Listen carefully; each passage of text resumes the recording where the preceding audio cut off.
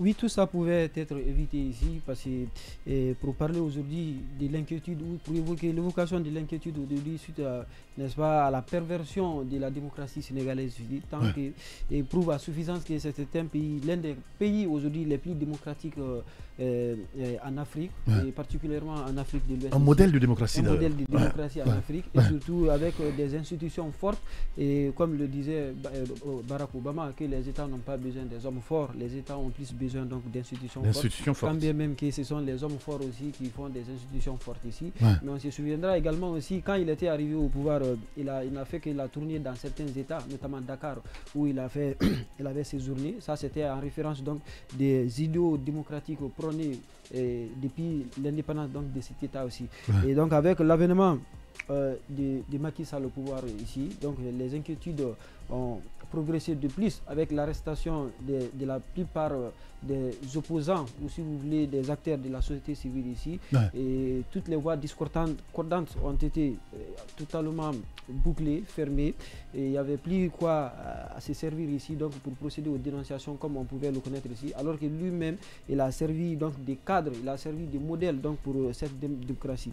Et aujourd'hui le pire est arrivé avec ce report donc et des élections présidentielles prévues le 25 février donc, de cette année ici, et avec une crise qui a été en quelque sorte qui est considérée comme étant animée par sa propre personne ici, comme l'a rappelé hier d'ailleurs le comité, donc certains hauts intellectuels donc, de cet État qui ont rappelé qu'il s'agit plutôt d'une majorité circonstancielle acquise à sa cause ici, parce qu'on se souvient, il y a certains députés qui étaient de la majorité présidentielle et même du parti du PDS, le Parti démocratique sénégalais, qui était parti à la CAN, qui ont été rappelés donc de rentrer aussi rapidement donc, pour procéder à cette forfaiture aujourd'hui qui est dénoncée par la communauté scientifique et de la plupart des analystes politiques et constitutionnels au monde ici. Donc ça fait que ça prouve à suffisance aujourd'hui que cette démocratie n'honore pas, et il donne raison plus au temps, parce qu'on dit que tout homme qui a du pouvoir est tenté naturellement à le pervertir. C'est ce qui se passe maintenant ici, avec ces reports programmés ici, en toute violation des règles constitutionnelles établies dans la Constitution, mais également aussi par les lois et les principes démocratiques reconnus universellement et partagés. Et donc c'est une manière de dire aujourd'hui que Macky Sall a déçu plus d'un titre tous les démocrates qui étaient acquis à sa cause ici. Donc avec ces reports anticonstitutionnels et la prorogation même de son mandat ici qui n'est pas du tout constitutionnel ici. En effet. Et quand à lire... Et c'est pourquoi les autres crient aujourd'hui à un coup d'état constitutionnel. Oui, il s'agit purement, et c'est là. Et je crois bien qu'il a fait un très mauvais procès à Alpha Condé, parce que, merci, c'est vrai que c'est entre le mal et le pire. Et lui, il a choisi le mal parce qu'il y avait, sur la question, il y avait quand même une forme que ce dernier avait respectée. Et lui, quand vous regardez, moi je me souviens, il y a cette phrase, chaque fois qu'on parle de l'Assemblée nationale ici, il y a cette phrase d'un éminent constitutionnel africain, Joël Aïvo, qui dit que le Parlement constitue, c'est au Parlement où bat le cœur de la démocratie.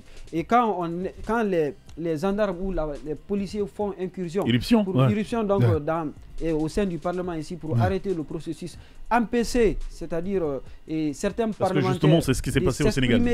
Donc, de s'exprimer ici, il va sans dire ici que les velléités, n'est-ce pas... 80 personnes sont pour le président. Parle dans le micro, parle dans le micro. On ne peut même pas comparer les deux. Je pense qu'il faut... Et également aussi le fascisme donc n'est-ce pas, de ces dictateurs qui a revêtu un manteau de démocrate donc pour aplanir ses ambitions démoniaques donc de détenir toujours le pouvoir, comme ce qui se passe à présent ici. Donc c'était sans précédent, c'était vraiment on ne s'attendait pas du tout à cela ici. Super. Et il va sans dire aujourd'hui que aujourd'hui n'est-ce pas, ces dirigeants doit faire l'objet et doit faire face à la justice, comme on a vu avec le cas de Donald Trump, avec la prise donc, du Capitole ici. Super.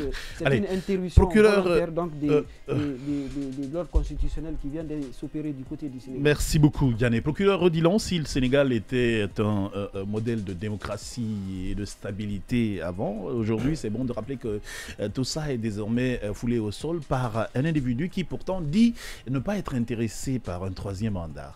Moi, je ne voudrais pas encore une fois aller vite en besogne. D'accord. Il y a encore Macky Sall a encore une chance de garder toute la notoriété qu'on lui confierait ou qu'on lui confère jusqu'aujourd'hui en tant que président de la République. Pourquoi? La première question que je me pose depuis la dernière fois, depuis le lundi, c'est de savoir est-ce que cette décision de Macky Sall a une base juridique? Pour ma part, oui. Pourquoi? Parce que l'article 42 est clair. Il est le garant du bon fonctionnement des institutions, du fonctionnement régulier des institutions de la République. Alors, s'il a constaté qu'il y a, au niveau des institutions, ce fonctionnement n'est pas régulier, il lui appartient de prendre des décisions. C'est vrai que j'ai eu un échange avec certains amis du côté du Sénégal qui m'ont dit qu'il fallait qu'ils prennent cette décision pour éviter le pire. Ça, c'est leur opinion. Mais pour ma part, moi, j'ai essayé de chercher un peu c'est quoi la base juridique de la chose. Première observation. La deuxième observation, ça part un peu du respect fondamental de l'article 28 qui définit les conditions pour être candidat à l'élection présidentielle au Sénégal. Certes, le Conseil constitutionnel sénégalais n'a pas cette baguette magique-là pour savoir si Kamal, qui s'est déclaré candidat, a une double nationalité ou pas. Mais il appartient à ce que pour savoir qu'un candidat a une double nationalité, il faut qu'un autre candidat... Comme le dirait l'autre, le juge ne juge que ce qui est en face de lui. Oui, il faut qu'un autre candidat dénonce la chose. Et c'est ce qui est arrivé dans le cas de la candidate Rose Wardini. Maintenant... C'est procureur Diané qui retient assez bien le nom là. En pareille situation, qu'est-ce qu'il faut faire? Certes, une première option était peut-être de demander, tel que dit sur le rapport de ce comité scientifique-là, de demander au candidat ou à la candidate qui a la double nationalité de retirer sa candidature. Est-ce qu'on l'exige? Et si elle refuse?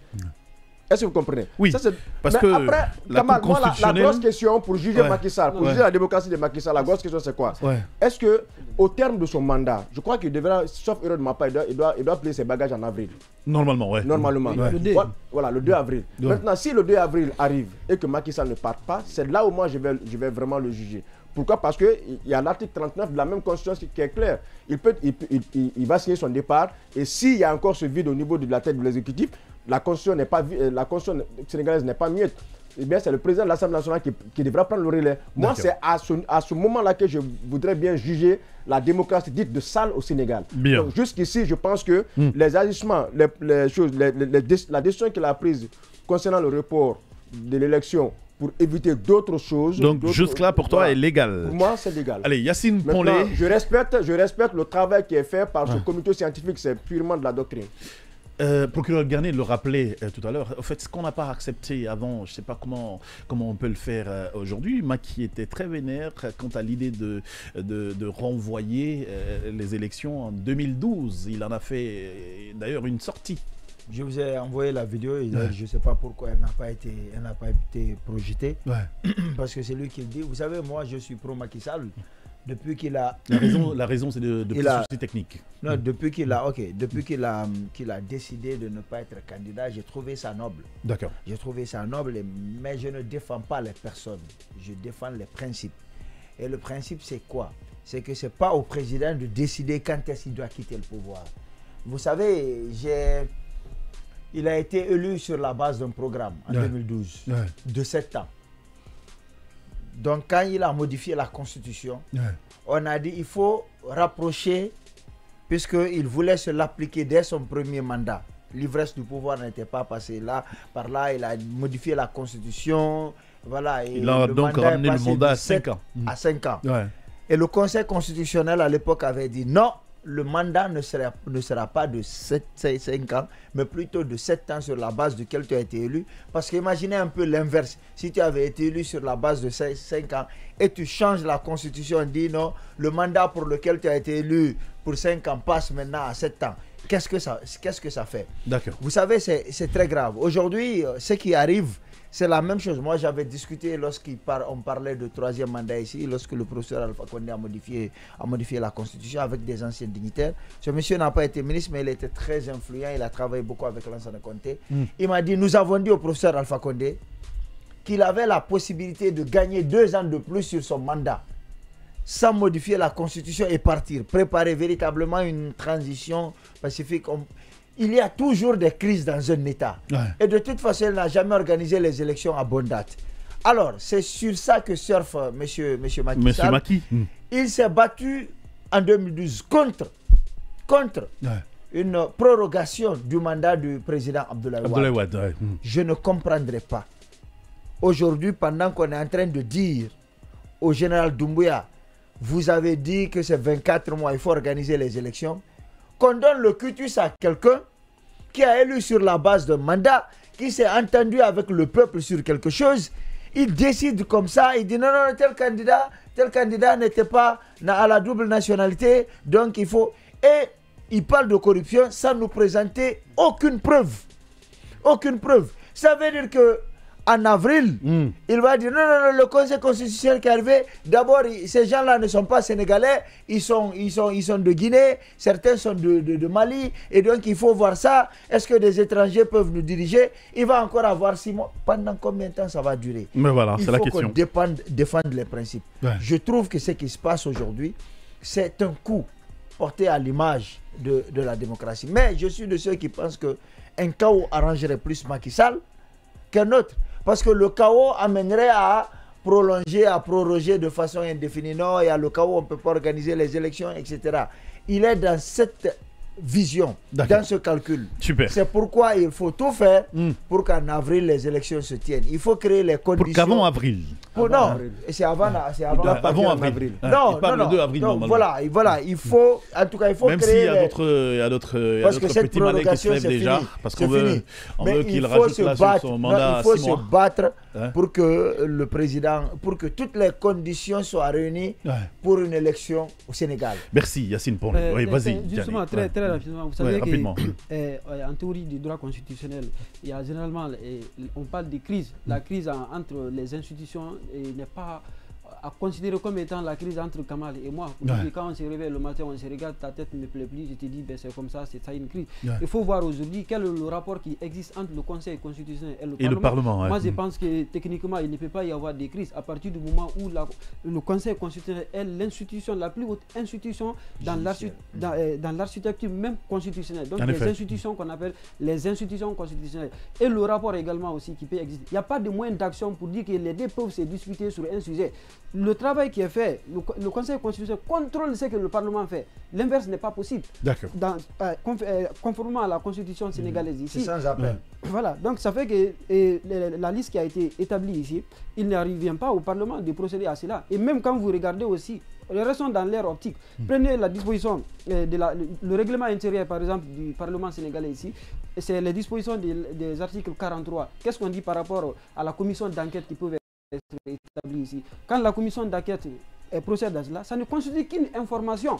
Et dès lors que la justice est saisie, automatiquement, ça veut dire que l'enquête prend fin ici. Maintenant, qu'est-ce qui devrait se faire en pareille circonstance? C'est de procéder. C'est vrai que l'Assemblée peut continuer à mener ses enquêtes ici, même si pour le moment, il n'y a pas de soupçons. Comment on appelle, ils n'évoquent que des soupçons. Il n'y a pas de fait matériel pour dire que voilà, c'est tel et tel ici. Et la réclamation a également ici été faite, parce que les candidats, ils déposent non seulement les candidatures, la liste est publiée, et s'il y a des réclamations à faire, ces réclamations sont déposées auprès du même Conseil constitutionnel. C'est à l'issue de cela que la candidature de Karim Wade a été rejetée et de l'autre également. Donc celui qui se prétend d'un droit peut réclamer le droit, a également aussi acquis des droits. C'est ce qui devrait normalement se passer ici. Et Macky Sall s'est entêté, animer la crise ici, donc pour faire cela ici. Et même la prorogation également aussi de son mandat, c'est-à-dire partir jusqu'au mois de décembre ici, c'est en violation de la Constitution. Parce que quand vous prenez l'article 103 de la Constitution, qu'est-ce qu'on dit? On parle de l'intangibilité à ce niveau pour dire que le nombre et la durée du mandat ne peut pas faire l'objet donc des révisions. Oui, et surtout, surtout pas de par un décret. Surtout, en 10 minutes. En 10 secondes. Tu rigoles quoi? Surtout, il ne faut pas donner raison à ceux qui appellent à une intervention de l'armée dans la situation. Parce que lorsque l'armée arrive, on ne parlera plus de 6 mois. C'est minimum 2 ans ou 5 ans. C'est le Sénégal qui va aller à reculons.